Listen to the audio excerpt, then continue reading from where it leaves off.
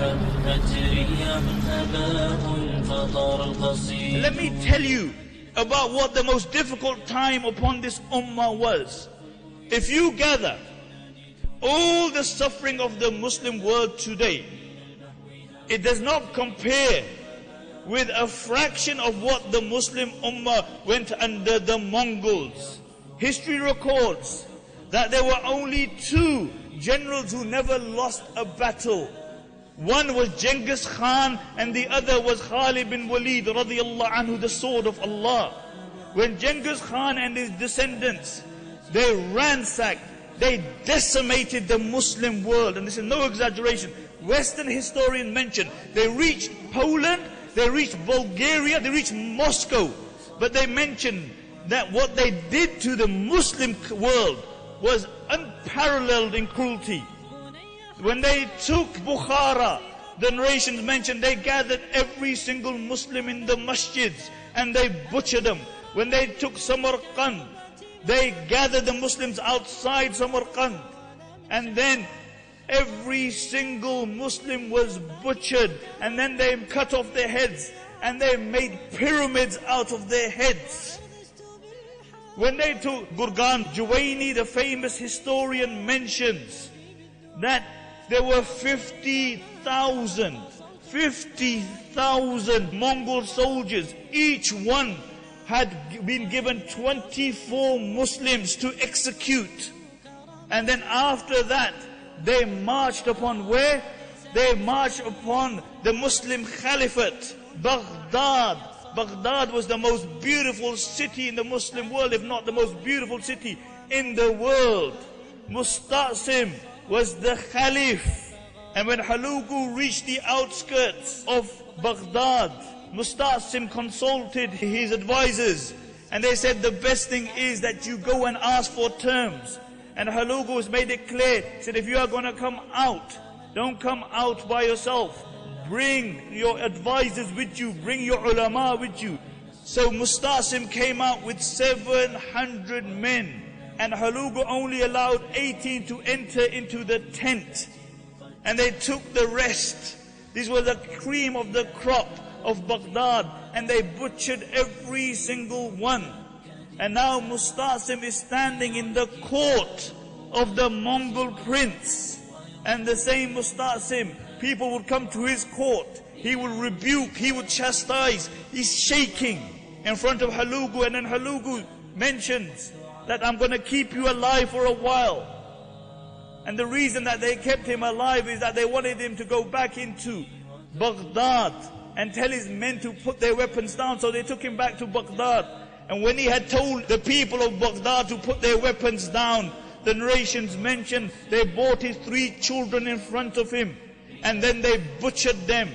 Then they brought his sisters in front of him, and in front of his eyes they killed his sisters. And then they gathered the ulama, and they began to kill all the Sunni ulama. And then Hulugu said that the blood of the Muslims is halal. For the next 40 days, they unrelentingly butchered the Muslims for 40 days. In those days, you didn't have machine guns. They would make the Muslims line up, and they would pluck them like you pluck a chicken from a poultry farm. And then they would slaughter them. For 40 days this went on. The Muslims were so petrified. The narrations mention that a Mongol woman would enter into a Muslim home and she would kill every single individual, and nobody would fight her back. A Mongol woman would tell a group of Muslim men, don't move from here. And they wouldn't move from there. And she would go home and she would bring a sword and she would butcher every single one. Narration mentioned that one Mongol would kill 40 children after killing their mothers. The entire population of Baghdad was close to the entire population of Birmingham. And half of the population was destroyed. And after 40 days, Hulugu came into Baghdad and he gave an order that this killing should be stopped. And many of the Muslims had dug graves, and they were hiding in these graves. Many ate dogs, cats, even corpses to survive. This was the situation. And then Halugu said to Musta'sim, he said, bring me your wealth. So he brought him his wealth. He said, no, bring me the wealth which is hidden. And in the middle of the palace there had a hawd. And underneath was the treasure which had been gathered for the last 500 years. For the last 500 years, the Abbasid caliphs had hid their wealth there. In one day, it went up.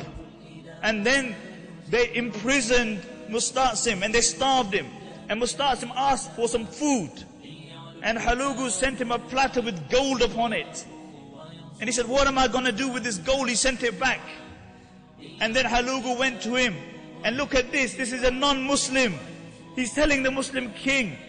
He said, if you can't eat it, then why did you hoard it for? If you couldn't eat it, why did you hoard it for? Why did you give it to your men? So they were ready to die for you. And then he took him and he showed him the big gates of Baghdad. He said, what good are these big metal gates when there is no men to defend them? Why didn't you break these gates and make lances out of them and give them to your men? Musta'sim said, it's Qadrullah. And Halugu said, I will show you Qadrullah. And they rolled him up in a carpet. And then they had him trampled by the horses. 800,000 Muslims died. 800,000. The Darul Hikmah, the greatest Muslim library in the world. Millions of books were ransacked, thrown into the Euphrates until the Euphrates went black with the ink.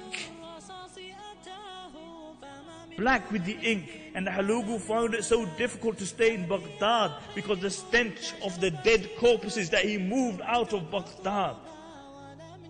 This is what happened with the Muslims. But then, let's ask ourselves a question. How was it possible that in a period of 80 years, the same barbaric Mongols became Muslims? They became ambassadors. Because there were men and women who carried on the dawah, even in this state. Nothing perturbed them.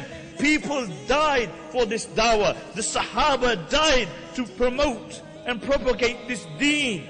The women in the time of the Mongols were at the forefront of dawah. ونحن ننام كأهل الرقيم وفي غفلة قد يحل البلاء وأرجو الإله